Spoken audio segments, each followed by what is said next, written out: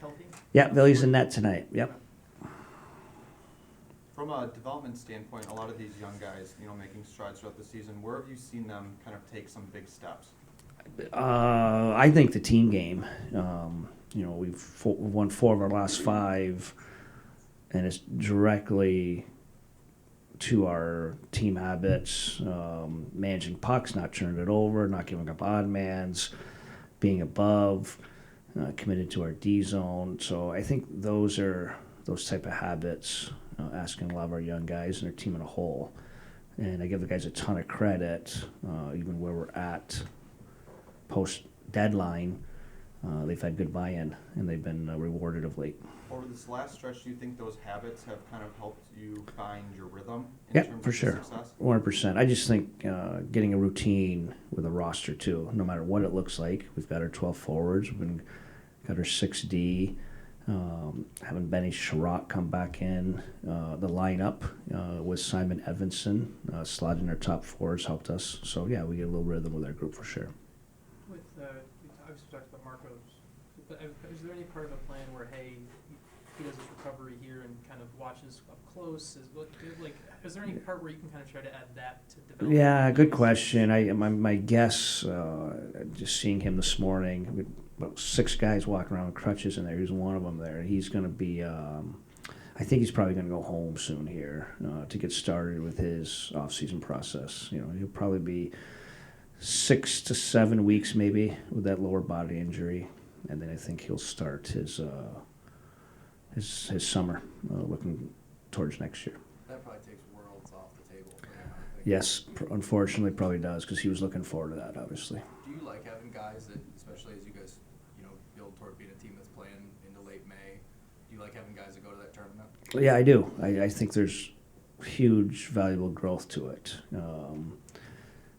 Me, myself, I've never said no to USA Hockey, from coaching an international event to a level 3 in some small Wisconsin town. It's just, I think that's a huge responsibility. So I think guys take a lot of pride in it. But yeah, there are some guys that you're there 5 weeks. You could take away from your training, especially some of our guys that are young. Maybe trying to, in their development, building some mass. But I still think there's plenty of time. I hope all of our guys get that type of experience.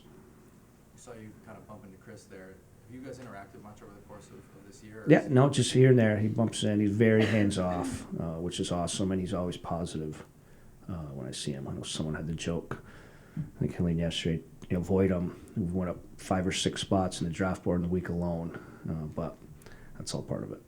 Has David Quinn called you at all to ask about you helping him for us? Not yet. We'll see. We'll see what happens. So, but yeah, I'm always open for those. Coached a few in different international events. I just think it's a valuable experience. Coach, for a guy who's played just over 500 NHL games coming into this year, what about Dylan's game?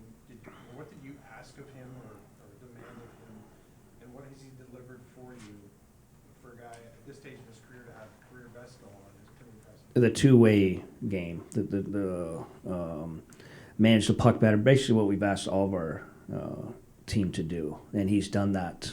He's been more committed in his defensive zone, and sure enough, it's led to better time in the O zone and numbers. But he's been a go-to guy all year long for us, and even early on, we harped on the D zone, we harped on his turnovers, and he's consciously done a great job with it, and has led us that way. Has that led him to not chasing the game so much, but he's in the game, if that makes any sense? Yeah, that's a good question. I think so. I think he, unfortunately, got into this stretch last year, and I think the whole game got loose, and it's understandable. And when you're in the, where they were last year, where we were even probably a couple of weeks ago, I understand it. So I think he's bought in. We're trying to build something that's going to take time. It's going to start with him. So he's just done a really good job with it. Derek, what's the challenge of bringing new guys into the fold late in the season that are coming from all the AHL, Europe, whatever? Yeah, great question. Nice seeing you. How are you? it's just a structure system. Even our minor league team, we run a 1-1-3 at times in our neutral zone. It's a completely different look. Our retrieval habits a little bit different. So it's just different. There's just different habits to it. But once they get in the process, there's going to be a little time. But that's kind of my point to this question earlier. We're winning and playing much better lately, but I think it's just having our group. We had so many guys in and out. I mean, literally from the deadline, we flipped out almost 8 guys in a week, and it was just hard to get a rhythm. But now we have our group, so I think probably just structure is the main thing. Looking at the past couple of games, the team started hot. How vital is that to the team's success in a game? I think it's a credit to the guys. I just saw a stat flash when I was watching our game back that since February 1, we've scored the most first period goals in the entire league, and that's for a team that's not flirting with 100, 110 points. I think that's impressive. I think that's a credit to the guys that they're ready to play, and especially with where we are and have been since the deadline. So I think that just starts from the room and guys having a good approach and starting correctly.